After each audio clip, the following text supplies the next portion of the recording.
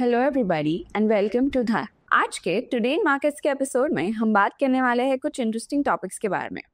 क्या आरबीआई करेगा एक और रेट कट और क्या होंगे इस पर इम्प्लीकेशंस, ये समझते हैं क्योंकि डिसीजन आने वाला है 6 जून 2025 को। भारत की इकोनॉमी ने दिखाया शानदार growth for Jan to March quarter में विच वाज 7.4% का अप मूव। प्रेस्टीज एस्टेट्स को मिली अप्रूवल रिलीफ। FY26 के एक्सपेंशन के लिए क्या रेडी है कंपनी? NMDC का 70,000 करोड़ का मेगा प्लान है and it is also entering the GIFT city by forming a global subsidiary.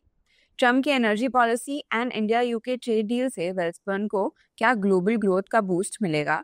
चलिए समझते हैं सब कुछ in detail. Hi, this is your host Suhani Kataria and let's begin.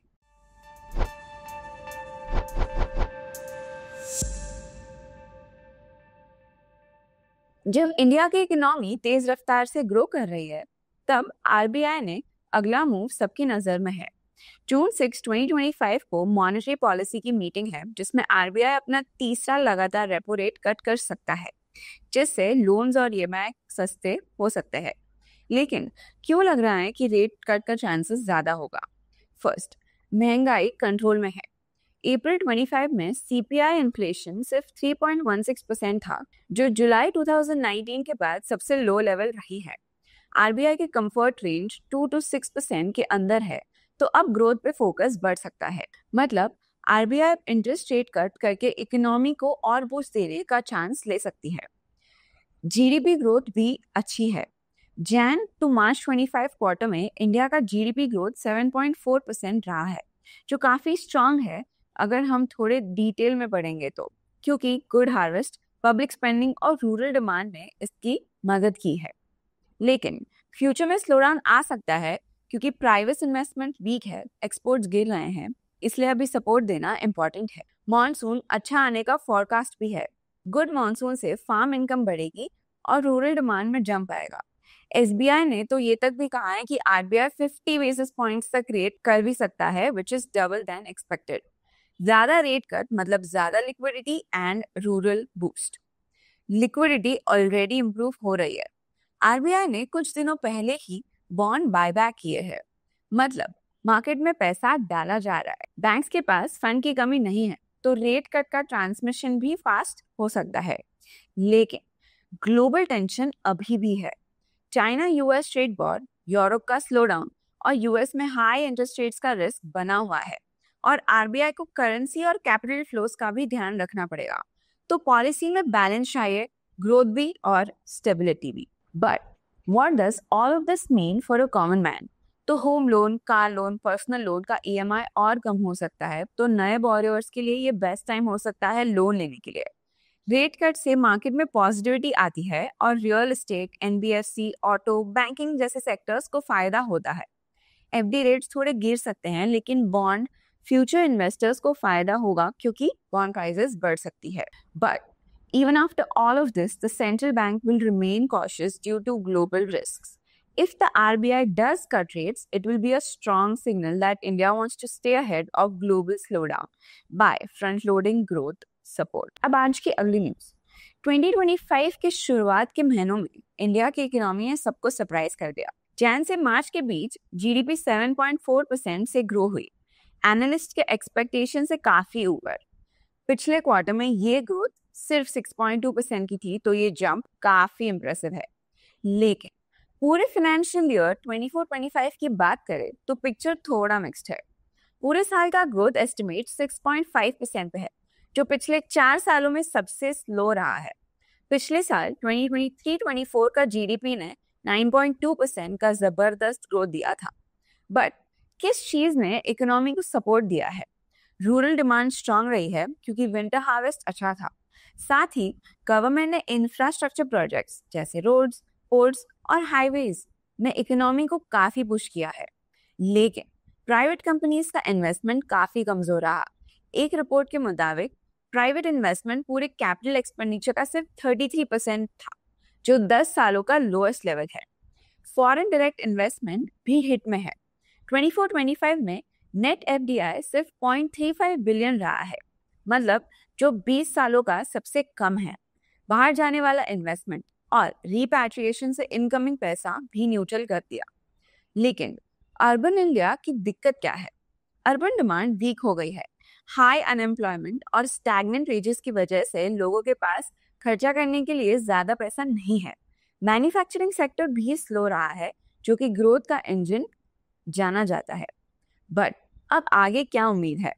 Government के बजट में अनाउंस किया था कि income tax cuts, expected RBI rate cuts और एक अच्छे मॉनसून की फ्यूचर प्रेडिक्शन, ये सब फैक्टर्स ग्रोथ की मदद कर सकते हैं। फूड इन्फ्लेशन भी कंट्रोल में आने की उम्मीद है, जो कंज्यूमर्स को थोड़ी राहत दे सकता है। लेकिन दुनिया में अनसर्टिनिटी अभी भी है। सबसे बड़ी दिक्कत यह है कि ग्लोबल ट्रेड टेंशंस है, specially with the US. Trump ने इंडिया के गुड्स पे 27% तक के टैरिफ्स लगाए हैं, जिनका 90 डे पॉज अब जुलाई 9 को खत्म होने वाला है। और अभी इंडिया यूएस ट्रेड डील पे बात होने ही वाली है ऑन 5 जून, लेकिन कोई पक्की गारंटी नहीं है। बट फ्यूचर आउटलुक थोड़ा कॉशियस है। इकोनॉमिक्स का कहना है कि 25-26 में जीडीपी ग्रोथ और स्लो होकर 6% तक आ सकती है, स्पेशली अगर ग्लोबल स्लोडाउन होता है। आईएमएफ का एस्टिमेट है कि ग्लोबल ग्रोथ 2025 में 2.8% और 2026 में 3% तक ही रहेगा। इंडिया मैन्युफैक्चरिंग हब बनने की कोशिश कर रहा है। एप्पल जैसे प्लेयर्स ने प्रोडक्शन चाइना से इंडिया शिफ्ट करनी शुरू कर दी है। लेकिन एक्सपर्ट्स कहते हैं कि अगर यूएस चाइना के बीच टैरिफ रोल बैक का डील हो गया तो इंडिया का ये मैन्युफैक्चरिंग मोमेंटम रुक सकता है। तो कहानी ये है कि इंडिया की ग्रोथ स्टोरी अभी भी मजबूत है, लेकिन रास्ते में कुछ चैलेंजेस अभी भी है। गवर्नमेंट सपोर्ट और रूरल डिमांड तो है, लेकिन प्राइवेट इन्वेस्टमेंट की कमी और ग्लोबल अनसर्टेनिटी इकोनॉमी को टेस्ट कर रही है। अगले कुछ महीने इंडिया के इकोनॉमिक डायरेक्शन के लिए क्रूशियल रहेंगे। अब आज की अगली न्यूज। 24-25 में प्रेस्टीज एस्टेट्स के लिए थोड़ा चैलेंजिंग रहा है। कंपनी ने FY25 में 24,000 की प्री सेल्स का टारगेट रखा था, लेकिन सिर्फ 17,023 करोड़ ही अचीव कर पाया, लगभग 19% का गिरावट पिछले साल से कंपेयर। तो क्या दिक्कत थी? रेगुलेटरी अप्रूवल्स मिलने में डिले हो गया, जिसके कारण नए प्रोजेक्ट्स लॉन्च नहीं हो पाए टाइम पे। सिर्फ 26.28 मिलियन स्क्वायर फीट ही लॉन्च किया है FY25 में, जबकि एम था 40 मिलियन स्क्वायर फुट का। सेल्स वॉल्यूम भी 38% गिर गया है।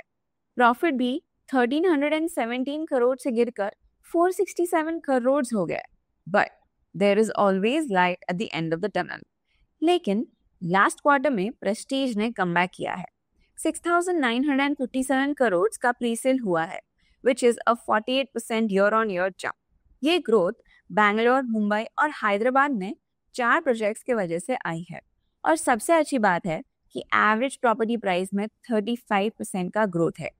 प्रेस्टीज अब FY26 में थोड़ा थ्रॉटल पर है। 25 नए रेसिडेंशियल प्रोजेक्ट्स लॉन्च होंगे इन बैंगलोर, चेन्नई, दिल्ली NCR, मुंबई, हैदराबाद और गोवा। FY26 के प्री सेल्स का टारगेट है 27,000 करोड़, जो FY25 से लगभग 65% ज्यादा है। सिर्फ NCR के इंदिरापुरम प्रोजेक्ट से ही अब 6,500 करोड़ की बुकिंग हो चुकी है। ऑफिस स्पेसेस FY25 में 90% ऑक्यूपेंसी थी। मुंबई के BKC में नया ऑफिस आ रहा है, जो 2028 तक रेडी होगा। रिटेल में 99% ऑक्यूपेंसी के साथ सॉलिड परफॉर्मेंस देखी गई। और हॉस्पिटैलिटी में प्रेस्टीज ने अपने होटल बिजनेस के IPO के लिए ड्राफ्ट भी फाइल कर दिया है।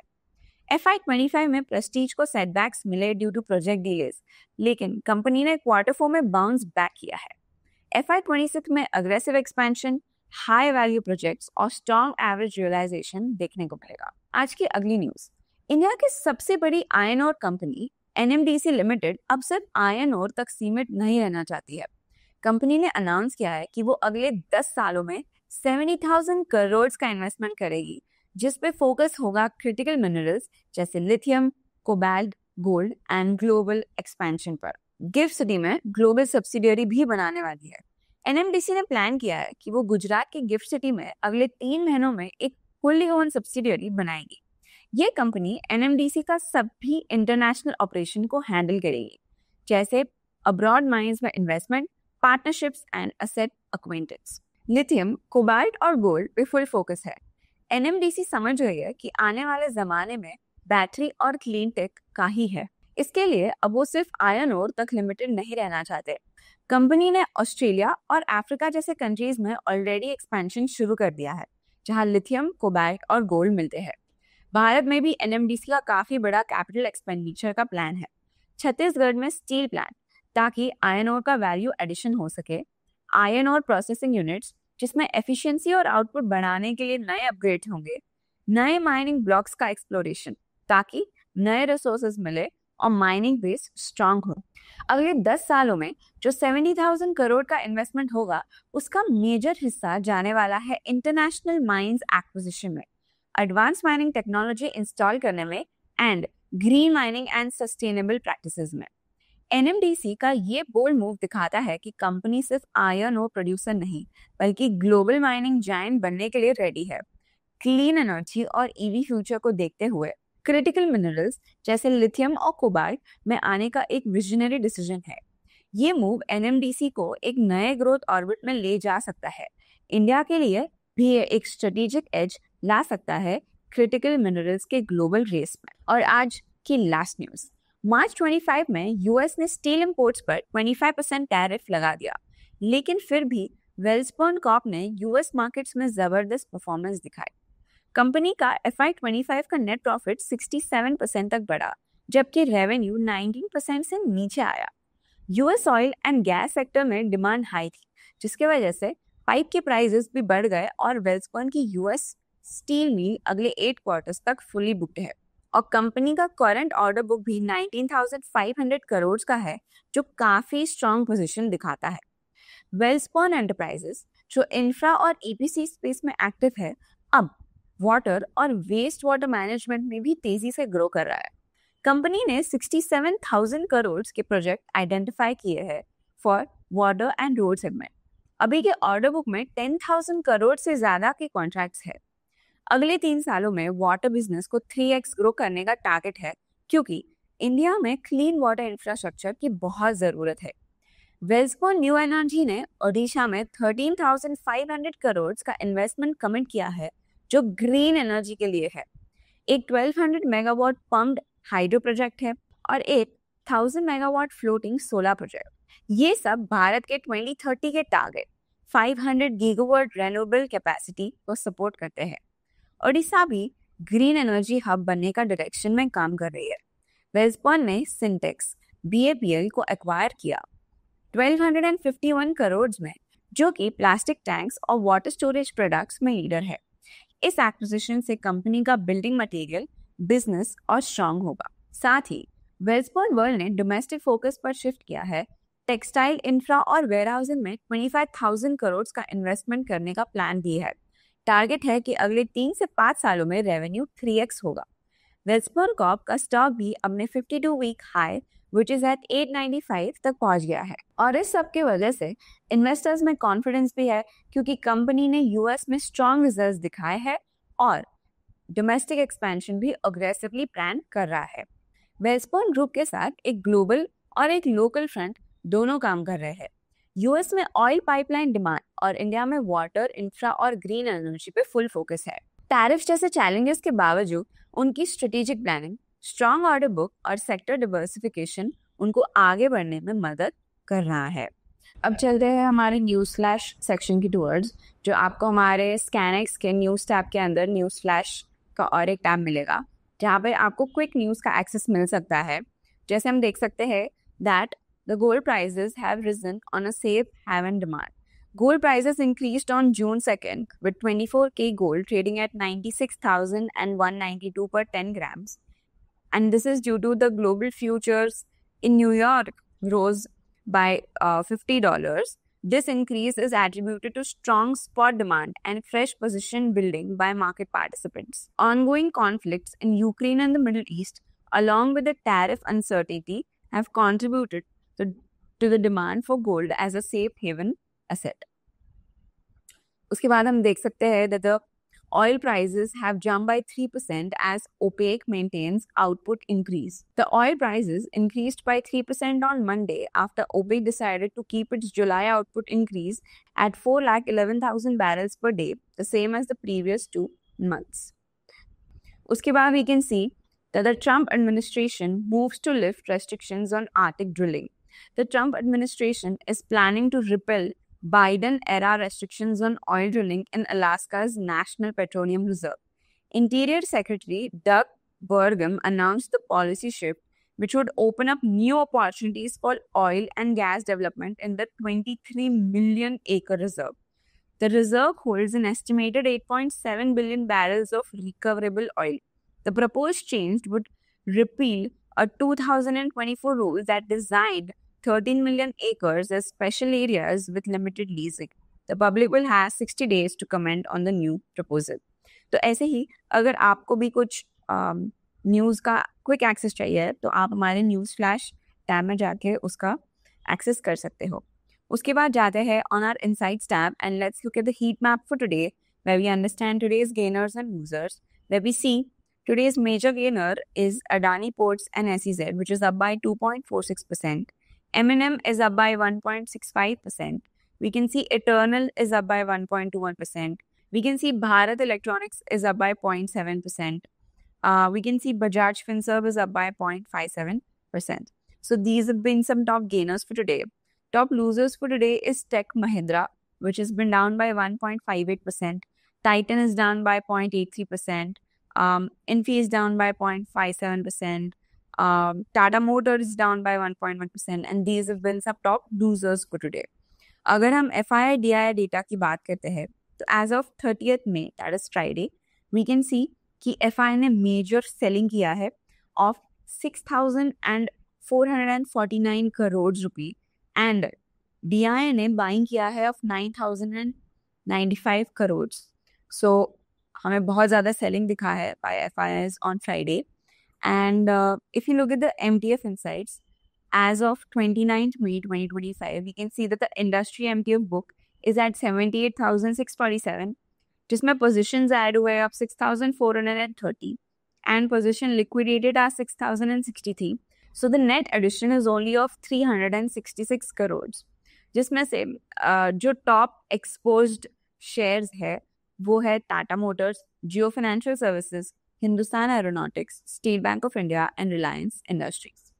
उसके बाद if we look at the top deliveries for today, we can see the top 5 deliveries are Bharti Airtel, Axis Bank, ICICI Bank, Asian Paints and Eicher Motors, which form about 80% to 75% of the top deliveries. उसके बाद if we go on our Dhan's home website, अगर हम लोग key indices and commodities में देखते हैं तो as of 3rd of June 2025, Sensex का expiry है of a weekly basis. अब इसके बाद if we go and look and analyze Nifty 50 charts, हम देख सकते हैं कि आज निफ्टी हुआ open around 24,669.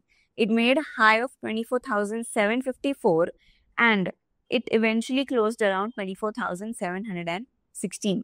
तो 34 पॉइंट्स नीचे बंद हुआ है आज निफ्टी, लेकिन फिर भी we saw a good rally today. If we talk about Nifty itself, वो उसके जो 20 EMA है और जो 50 EMA है उसके अभी भी ऊपर ही क्लोज हुआ है और उसका RSI जो है stands eight 54. If you look at Sensex भी it opened around 81,214. It made a high of 81,474 but eventually closed at 81,373. मतलब 77 points नीचे close हुआ है उसके open से. But if you look at the top gainers and losers for today in the indices part, हम देख सकते हैं कि Nifty Realty and Nifty PSU banks have shown a very good rally of almost 2.31% and 2.15% respectively. Nifty FMCG भी ऊपर था by 0.81%. Nifty Mid Cap was up by 0.46%. Nifty Next 50 was up by 0.42%. So these have been the top gainers for today. Top losers की बात करें तो सबसे बड़ा loser था Nifty IT, which was down by 0.7%. Nifty Pharma was down. Nifty Commodity, FinNifty was also down as well. And this has been today. Let's see कि कल क्या होता है and I'll see you tomorrow. तो अगर आपको ये वीडियो अच्छा लगे तो हमें कमेंट्स में ज़रूर बताना. Until then, like, share and subscribe and I'll see you in the next video. Till then, stay curious and stay updated. Investments in the securities market are subject to market risk. Read all the related documents carefully before investing.